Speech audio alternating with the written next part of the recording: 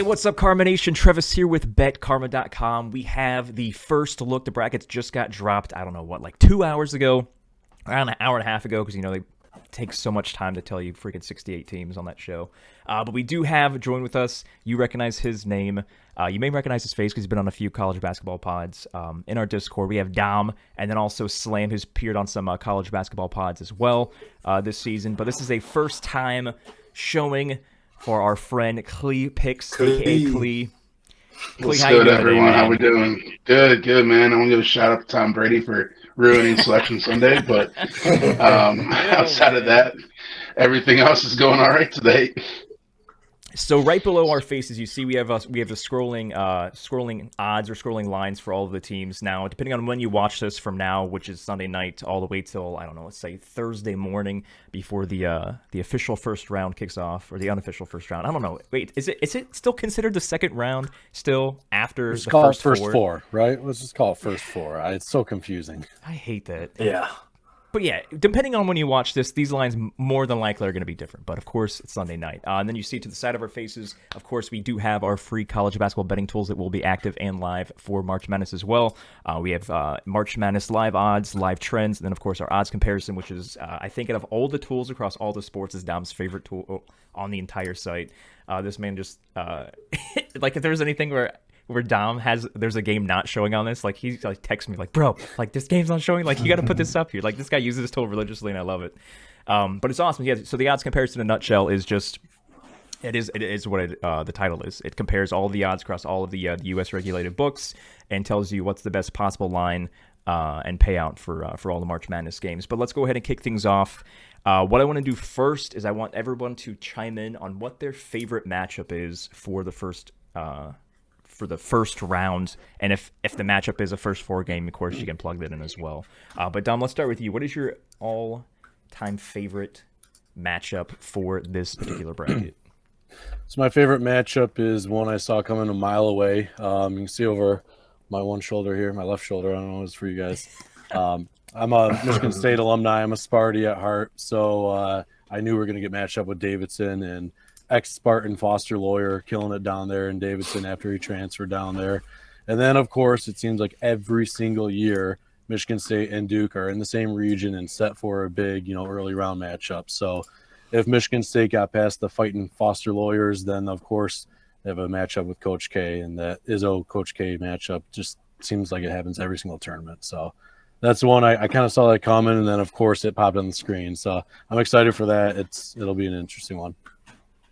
So I know, Dom, you said that you're an alum, but is Michigan State still like your number one because you're an alum, your number one team period every season, or do you still favor another team at this moment? So I mean, I watch so many college basketball games. I bet so many games, right, for years. So I have my other kind of pet teams, but Michigan State's my number one team. I'll never miss a game. I'm always rooting for them. I don't have very high hopes for them this year, but we'll see. All right, let's go to Klee next. Klee, hit us with your favorite matchup, and then also as well, if that matchup doesn't include your favorite team, let everybody know who you're. I guess not who you're. We'll get to the favorites and the championship picks and stuff, but just outside of March Madness, who your favorite college basketball team is to root for? Yeah, so I'll start with that. I'm an Akron, went to Akron, and then I kind of grew up as a Buckeye fan as well. It's kind of in my blood, so I'm kind of like a Buckeye, but a Zip at the same time. So I get two favorites in this year's tournament.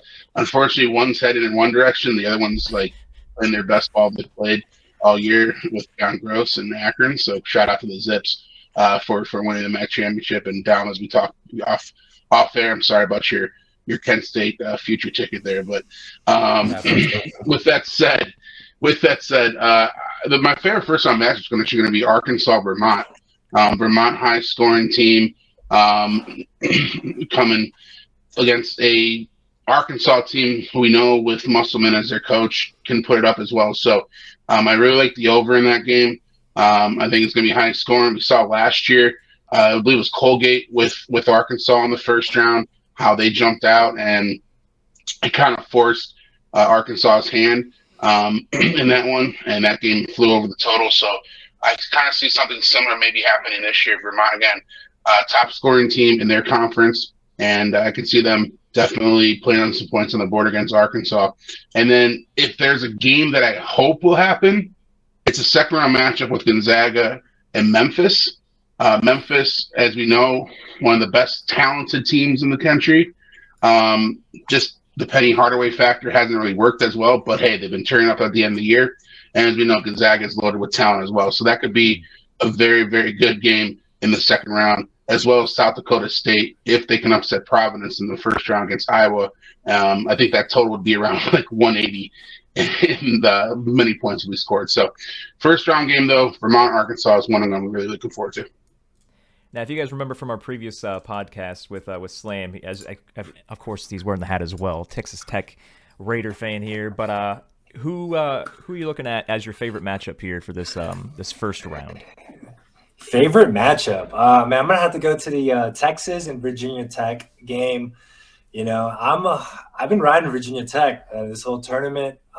It's kind of crazy that the first game of the tournament, they needed to win that game. They obviously needed to win this whole tournament to kind of get in, right? They beat Clemson in the buzzer beater and then advanced all the way to win the whole tournament and get in. And Texas kind of just haven't really impressed. And, Chris Beard is an ex-Texas Tech coach. And, us Tech fans, we just hate him, and nothing is better to see Texas lose. And I think Virginia Tech will continue to roll. They're motivated. They got momentum. The line is sitting at +1.5, man. It's pretty much a toss up here. And I think this Virginia Tech team can make a big run in this tournament. And they impressed me with the Duke win. And I think they continue to roll here. And I love them in the spot. I think they beat Texas. And if I could see them going all the way to probably play Purdue. But we'll see. But I like Virginia Tech. I'm excited for that matchup with Texas, man. All right, now anybody can chime in on this one here, whoever wants to voice their opinions first. But next category I want to focus on is, out of all of the seeds, which team do you guys feel was seeded too high? Now, I'm pretty sure we were talking about it before we started recording this, so I'm guessing that we're all going to say the same thing. But whoever wants to chime in first, go ahead with their too high seed. Alabama. Alabama is too high. So I'm gonna go out. Oh no, I'll go Alabama and LSU. I'll go with double SEC in this one. I think both teams are a mess right now. LSU without a head coach. Alabama, I've bet on them so many times this year and gotten burned just to do the late game execution where they miss free throws or foul 3-point shooters or something stupid that they do. So Alabama, and then losing the Vanderbilt, what was the second round or first round, whatever it was in the SEC tournament, and you get rewarded with a 6 seed. I really don't understand that. And then, as I said, LSU's a mess right now as well. No head coach. I mean, I don't understand how they get rewarded with a 6 as well. That's true. I think all the 6 seeds are pretty weak this year. Not very impressive. The one I saw was I was kind of surprised to see Richmond get a 12. I mean, they had to win the entire A-10 tournament to get in. They did. They're impressive. They had some come from behind victories. They're a very old team. I mean, they have a bunch of super seniors on the team, been playing together forever. But I don't think they have the body of work of a 12 seed. I look around and I see a lot of 13 seeds. Several 13 seeds I think are better. So I was a little surprised by that 12 seed for Richmond. I thought it would have been worse. Something I wanted to ask Klee about his LSU comments is, do you I know we all know the coaching situation, but do you think that the team related stuff like that, like if it's not an injury, maybe an injury. I don't know. I guess my question is, should something like that coaching situation affect your seeding in a tournament anyway? Are you just saying that as a comment? I'm just saying that more as a comment, but the way they've been playing lately hasn't been that impressive either. They fell apart in that Arkansas game in the SEC tournament. I just haven't been impressed with them all year. And then what's an impressive win for them lately? And I can't think of one on the top of my head, truthfully. But I don't get what the committee's doing. I really don't. I want to say that it's due to the fact they played in a tough conference in the SEC, but at the same time, though, they haven't done much for me lately. And I know it's been injury laden season for them too. I know, they've been missing a guard. Guards have been, injured for them, but I just don't see. I just see them heading the wrong direction, and they've been heading that, and now it's throw on top of it. No more head coach. It's like, what are we doing here? I got you. Then what I was referencing before you guys started chiming in with your two highs is before the podcast started recording, we were talking about how not only is Michigan, what Dom said, like tied with the worst possible record for anybody that made it at large, but on top of that, we were talking about like how are they not the play-in team? So how do we have teams that are better than them playing in a game? And then of course, so you have Michigan with only 3 wins above 500, which, like you just said, Travis, tied for the worst record, I believe, to ever make the NCAA tournament at large. And then, they're not playing a play-in game. They're in safely to the first round. And then they play Colorado State in Indianapolis. So all the Michigan fans all around Metro Detroit get to drive 3-4 hours down to Indianapolis, fill the stadium. And Colorado State probably hasn't played a game in the Eastern time zone all season. I'll have to check their schedule. These are instant reactions here, right? But obviously they play Mountain West schedule. They're used to playing out west, and now they have to travel all the way east to play, 11 seed Michigan. I don't understand that seeding either. And on that note, Dom, I would like, I want to see the start time for that game too, because there's a good chance that could be like a noon game. That's a good as point. well. So body clocks could be fouled up on that one. Yep, something to look at for sure. Open floor again for the flip flop of that previous topic. Which team was seated way too low? Which team earned a lot higher than what they got? I have one that I think we all agree on, and that's Memphis. Memphis is a 9 seed. I think they're by far the best 8-9 seeds in the entire bracket. Do you guys agree?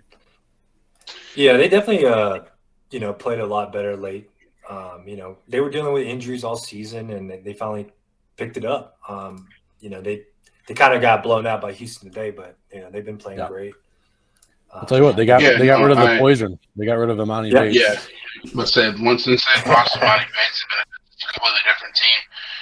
Penny's finally coaching the team instead of trying to run like an AAU squad. As you said, yes, they lost today, but they had good quality wins over Houston this year, and they seem to be blowing everyone else out in their conference. Another one I would say would be Tennessee. I thought they'd be a 2 seed for sure after what they did through the SEC. And they got stuck with a 3 seed, not only a 3 seed, but got stuck in the same region as Arizona. I thought that was just a bit mind-boggling. Man, I would have had them definitely as a 2 seed in this tournament, because they've looked mightily impressive lately, especially with 2 wins over Kentucky lately. Pretty much unchallenged throughout the SEC tournament, including today's blowout in the title game against A&M. That's a great point. I agree. The other one I was looking at is Murray State. They're a 7 seed. I don't think it's that egregious, but I kind of thought they were I think they earned a top 5 seed. I mean, I think they're a top 20 team based on the resume in the country. So I thought they kind of got a little underseeded there. You guys think Purdue is in the right spot, or I don't know? I think Purdue needed to win today and win the Big Ten championship to move up to a 2 seed, and they couldn't get it done against Iowa. So I don't know if the committee takes that into account, because selection show starts 10 minutes after the Big Ten tournament ended. So, no, truthfully, I would probably switch Tennessee with Nova if anyone's wondering who I would have had differently. I would have probably moved Nova back to the 3 line. And instead put Tennessee as the 2. In terms of Purdue Slam, I think 3 is a right fit for them. If they would have been a 4, I would probably been okay with that as well. But a 3 seemed about right for me for what they've done this year.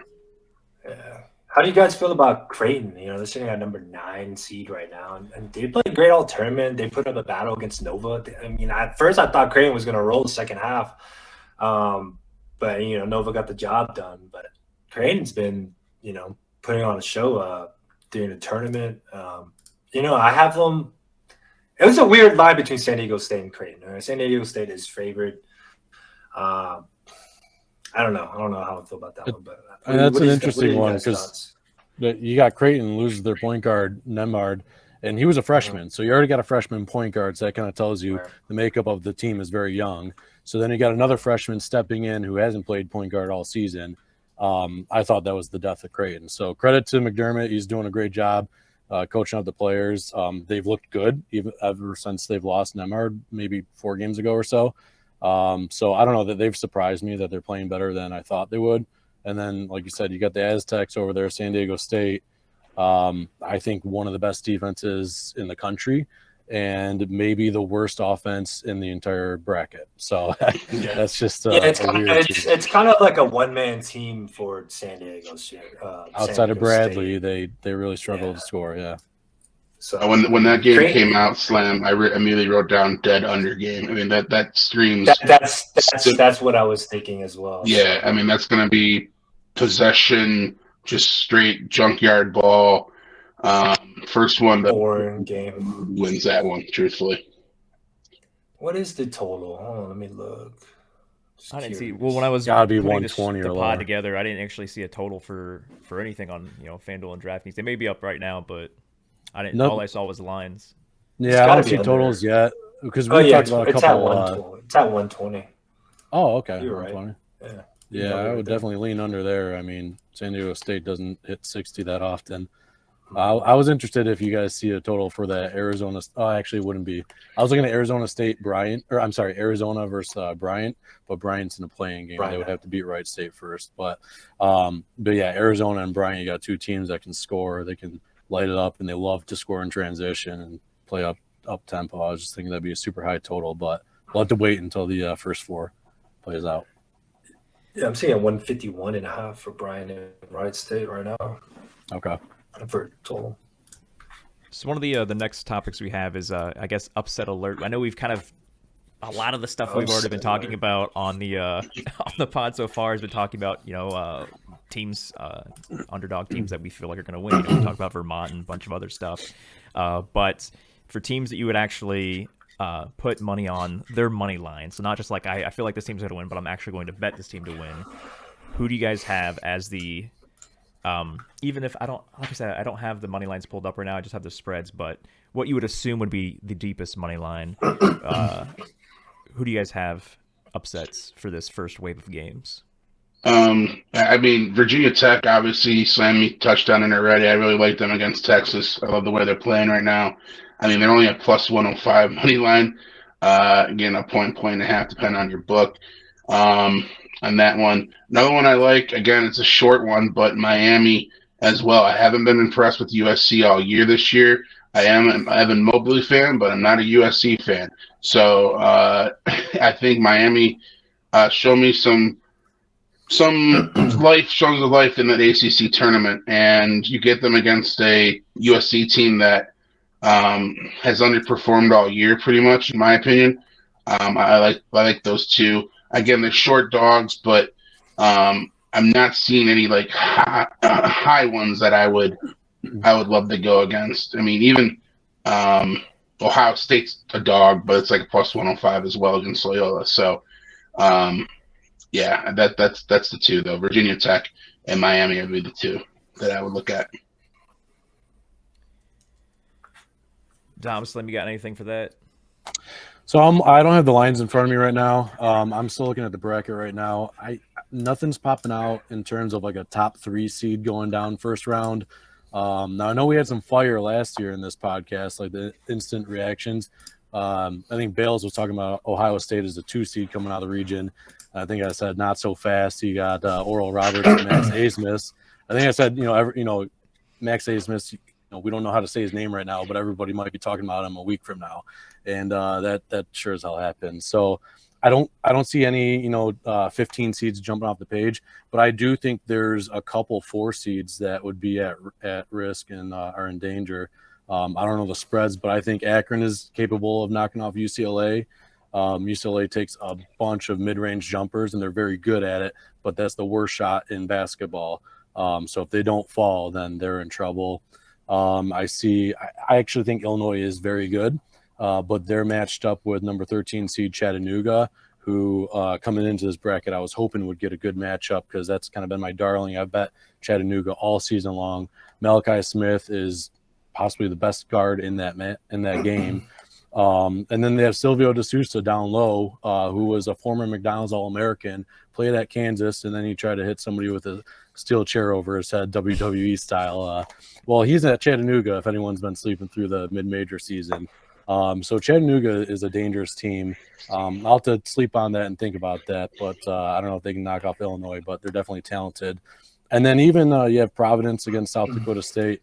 Providence is good, but they're also the luckiest team in the country. They've narrowly escaped overtime wins and one possession wins for the last 2 months, it seems like.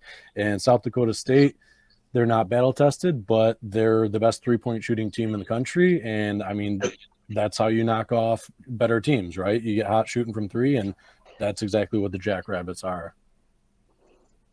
To touch on the Akron thing, Dom, I wouldn't put it past a John Gross team to upset someone in the first round. If you remember 2010 when he was at Ohio, they beat Georgetown, and then when he was with Ohio again in 2012, beat Michigan in the first round when they had Trey Burke as their point guard, and then went all the way to the Sweet 16 and should have upset UNC.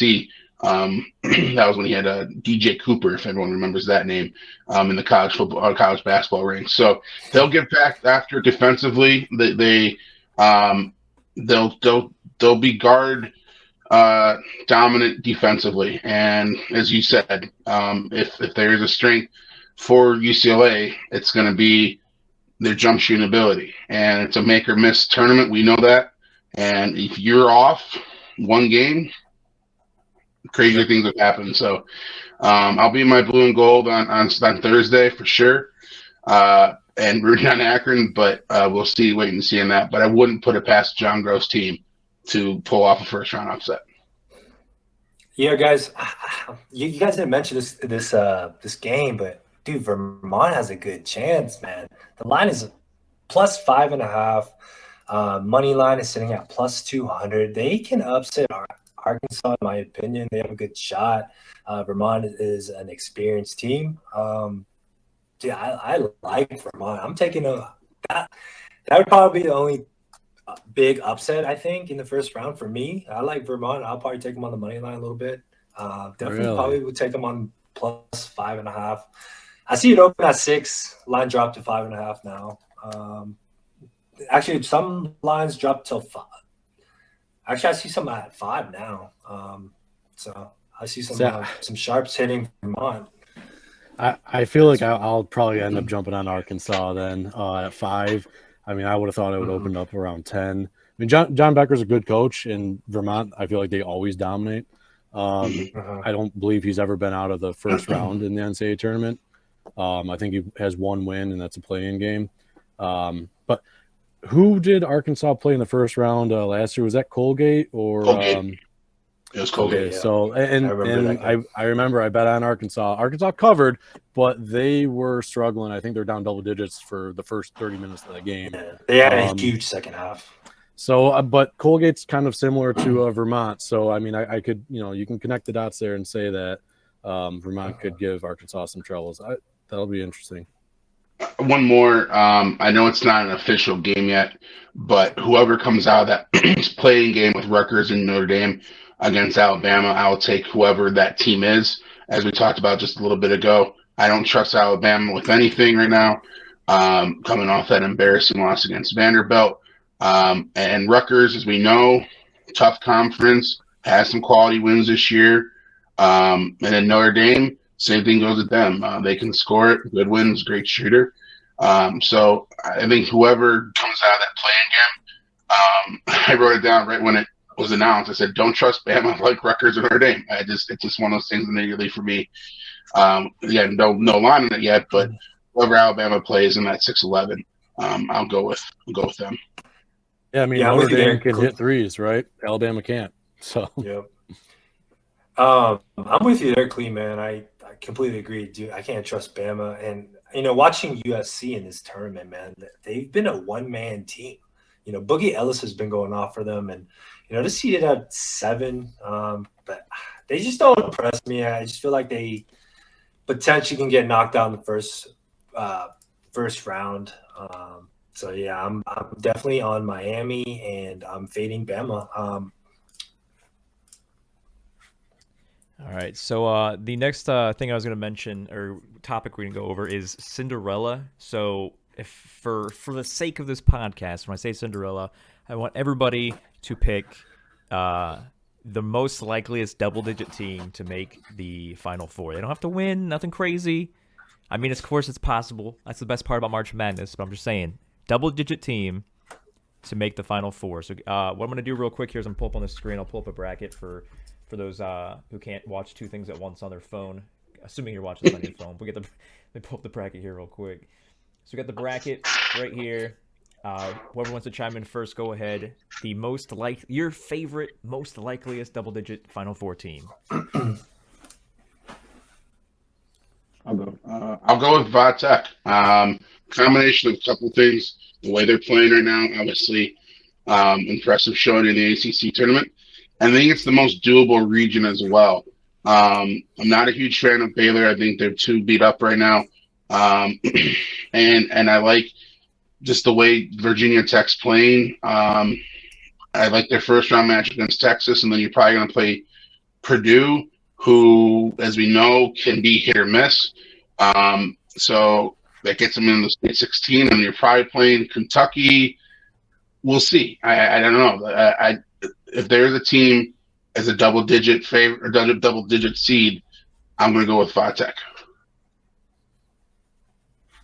Yeah, I'll go next here, man. Clee, you stole my pick. I'm obviously big on Virginia Tech here, and you saw Oregon State last year. They ended up winning the Pac-12 tournament with all that momentum going into the NCAA tournament here. It's kind of the same thing for Virginia Tech, and I think that momentum will help carry them, past Texas and potentially get up for, if they do play Purdue or not. Yeah, I'm on Virginia Tech. I'm pretty big on Virginia Tech as a Cinderella here as well. Yeah, if I had to go double digit, that would probably be mine because I think Baylor's the weakest one, but I actually think Kentucky's a powerhouse, and as long as they're healthy, they're a 2 seed, but I think they're a top 3 team in the country. So, I mean, it's tough. I mentioned I like South Dakota State and Chattanooga. I think they have the players and the shot-making ability to do that. And then now I'm looking at the 10 seeds and Loyola Chicago. Hey, they've done it before. Ohio State hasn't looked good recently. Villanova is not an unbeatable 2 seed. And actually, one of the things that Loyola Chicago has struggled with this season, especially in the non-conference, was opposing dominant bigs. Villanova does not have a dominant big. They don't have 7-footers that they're running out there and just crushing the paint. So I don't know, maybe Loyola could get lucky and, they have elite defense, and if they hit their shots, maybe they can make a run. So Sister Jean's still kicking it. Yeah, I'll go with one more since Slam loves Virginia Tech. I'll go with Miami. I think that's another 10 seed. I like the reason being, I know my Auburn's a 2 seed, but if they don't get any guard plays we've seen, it can't be all Jabari Smith for them. And we've seen what can happen if their guard play doesn't show up. Again, I think Miami wins their first round game against USC, and then you're possibly looking at a Sweet 16 game against a beatable Wisconsin team if they can get through, Colgate and whoever wins that LSU Iowa State game. So, and that just leaves Kansas, maybe. You don't know. I mean, so I would say a 10 seed I would look at would be Miami. All right, now this next part is kind of a gun-to-head response. I know all of you have the bracket pulled up right now, so I want you guys one at a time as quickly as possible, so no hesitation of playing through things, playing through matchups. Well, I guess that's a small part of it, but I want to know, looking at the bracket, gun-to-head, your final 4 teams. Dom, we'll go to start with you here, because I feel like you have the look on your face like you're ready. I guess so, yeah. I mean, the West Final 4. So West region is the group of death, but I got Gonzaga coming out of there. South region, Arizona. The East region, I like Kentucky. And in the Midwest, I think that's the one that's going to be the Wild West. I don't think Kansas is that impressive. I don't like Auburn at all. So I will go with we'll say Johnny Davis in Wisconsin. I don't like the sound of that coming out of my mouth, but that we'll go with that right now. Gun to head: Gonzaga, Arizona, Kentucky, Wisconsin. And who wins out of that? Who's your champ? They're coming back for revenge. Drew Timmy ended last season. He said, "Listen, I'm coming back. We got unfinished business." I believe that man. I like the mustache celebration. They looked more dominant last year. They truly looked more dominant last year, but Baylor was also like the 1B to Gonzaga's 1A all season. And there is no like 1A, 1B this year. There's no two dominant teams. And Gonzaga actually got more talented this year, in my opinion. So I trust Mark Few. I think they're going to finally get it done. All the haters will not be able to say, yeah, but they choke in March, even though they've been to 2 of the last 3 or 4 Final Fours. Championship games, actually. So, yeah, I think the Zags get it done. All right, Klee, gun to head, Final Four, and who's your winner? Yeah, so I got Arizona taking on Iowa in the one side of the bracket, and then I have Gonzaga taking on Kentucky. I'm like down here. I don't think Kansas gets out of that region, out of the Midwest there. I don't trust Auburn, again, as I said, with their guard play problem. And I think Iowa's playing the best they've played all year right now. So I think that's kind of a good spot for them as well. And then in the finals, I have Arizona over Gonzaga. I'm sorry, Dom, but I think Arizona's playing the best ball out of anyone this season. I think it's going to be a tremendous game. It's kind of a coin flip for me, but I feel like a lot of people are going to be going with Gonzaga because of last year. So I feel like Arizona, though, with who they've played and who they beat lately, they looked really, really good last night against UCLA in that Pac-12 championship game. So I'll take the Wildcats. It will be teacher versus student over teacher in Student that game. beats the teacher. Yeah, what a storyline that would be. That'll be a tremendous game, though. I think that would be the one I would look forward to here in the tournament.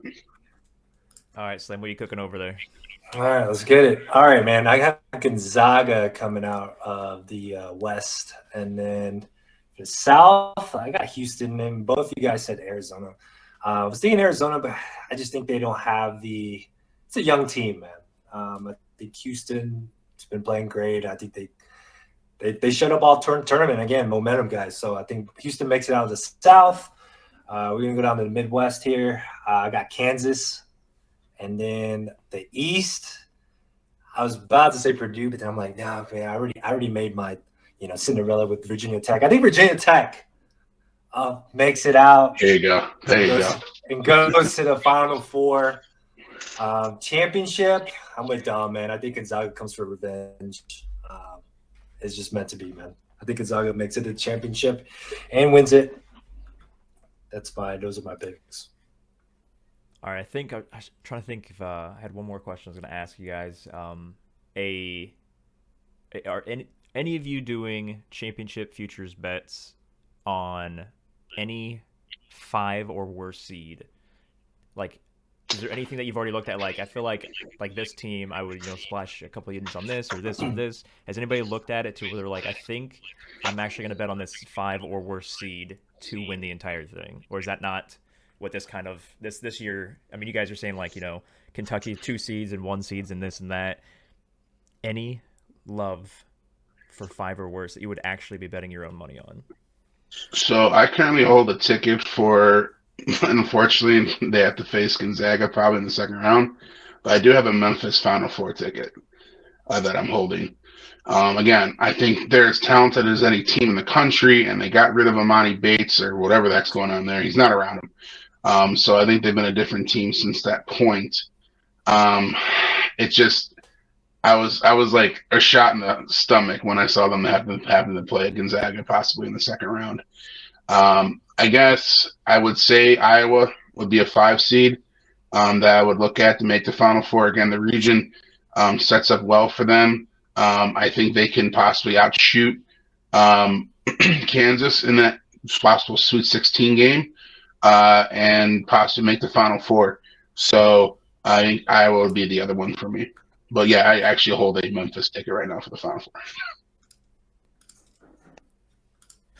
So my strategy is different. I mean, I start putting futures bets in the summer before the season starts, and then after about the first month of basketball season, I kind of double it down and take some more futures. So I kind of have a portfolio going. I already have money on the teams I like the most. I have Gonzaga, I have Kentucky, I have Arizona at 70-1. So I kind of jumped on the train early there, and actually I took some preseason basically just because of Tommy Lloyd. I think he's just such a good coach. So I have some of my favorite teams already. I also have some teams that I don't like anymore, that I'm kind of throwing those out. But then once the bracket comes out, in terms of like 5+ seed teams, I like to do Final Four futures. So I'll probably look at a couple teams and maybe dabble in some Final Four markets for the lower seeded teams. I don't actually have this, even though I probably do every single year up until now. Michigan State has been the most frustrating team to watch every single game all season. But like I said, I'm a diehard fan, so I endure that pain. But, I mean, Tom Izzo is Mr. March. He has been to more Final Fours than any coach in the country since 2000. I mean, hey, some magic could happen, and I don't know what the future bet is for Michigan State Final Four, but I wouldn't take national championship because they kind of get to the Final Four and they're happy. But I would look into that. Yeah, man. Looking at national champion features, Gonzaga's sitting at plus 300 right now.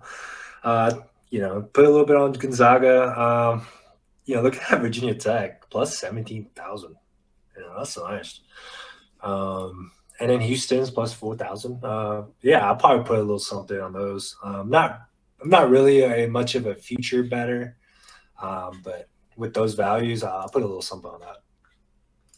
All right. What's Kentucky at right now? Kentucky, let's see. Plus 850. So of like the favorites, like the 1 seeds, 2 seeds, I would say right now that's my favorite price. And so if I was gonna, kind of go back in and take some more money on one of the 1 or 2 seeds, that would be my pick, Kentucky. I mean, when they're healthy, you could argue that they're the best and most talented team in the country. From a sports betting focus to more or less kind of near the wrap up of this podcast, hopefully you guys are all enjoying. If you haven't yet, smash the thumbs up, subscribe to the channel. You know the drill. But is there anything else? Anybody have any 2 cents that they have not dropped on this because it's not been part of any of these categories from a betting perspective that they feel like needs to be said? So once it does happen, we can clip it and they can be like, "I told you so," just like Dom did with his Oral Roberts on the last stream of last year. Fran McCaffrey has never made it to the second week of the NCAA tournament. Iowa's hot right now, right? They look unbelievable. Just remember that. Fran's never made it past the first weekend. Oh, wow. Don't bet against UNC in the first round. They haven't lost a first-round game since 1997 against Weber State. Okay, Clee. That's a good one. I like that one. Any other golden nuggets? I don't got any golden nuggets, guys. All right, well, let's go ahead and wrap it up then. Appreciate your time, Slam, Clee, and Dom. Make sure if you want Dom's 24/7, 365 sports betting, college basketball expertise, and also his brackets as well. But those will be in our Discord, and then the access to that is the same as always. Go to betkarmachat.com. If you guys have any questions from the other guys, they will. You can see their Twitter handles on the screen as well, but they will be tagged when we blast it on Twitter, so you can follow these guys as well. But appreciate your time, gentlemen. Good luck to all of your futures bets, even though only one of the futures bets can win. Good luck to one of them at least. Hopefully, one of them hit. I know Dom's got, like you say, he's got a portfolio going. But yeah, man, this is for me personally. I'm a fan of almost every sport, and I will fight to the death that March Madness is by far the best sporting event in the world. Like World Cup for me, it's a close second, but March Madness by far the best. So this is the best week, or best day for Selection Sunday, but the best few weeks here in all of sports. But I'm pumped. I'm excited. Good luck to everybody with your bets, and we'll catch you on the next one. Thanks, guys. Thank you, guys.